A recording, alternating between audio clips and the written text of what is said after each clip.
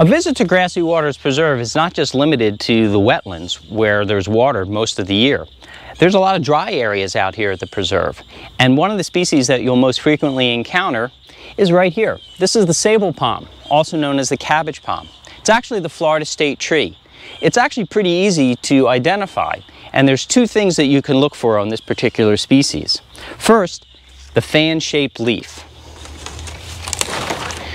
Once you've identified that fan-shaped leaf, you can follow the stem to where the palm frond meets the stem and it comes to a very sharp point. The cabbage palm is one of the most important trees in our hammocks here because the wildlife utilize virtually every part of the tree for food, for nesting, and if you look at these tiny little boots here, you could think of these as tiny little condominiums where wildlife can find shelter. They can even raise their young in there, and in fact the Florida yellow bat will actually nest on the cabbage palm leaves also. Lastly, Native American Indians use the palm fronds for thatching their roofs, and they even use this material called jute to make twine as well, and also as a fire starter.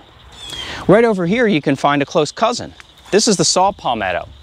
The saw palmetto is easy to identify. You just have to look for the sharp serrated edges along the stem. And if that isn't a good enough clue, you can always follow the stem up to where it meets the palm frond, which is also fan-shaped, and it's squared off. The fruit is delicious for wildlife, but not very tasty for people. What's probably the best part about this plant is the honey that is produced by the bees that visit the flowers for pollination. So the next time you come out to Grassy Waters, it's not a hike in the swamp that you need to do, just a walk on the boardwalk. You can experience the beautiful hammocks of the Florida Everglades.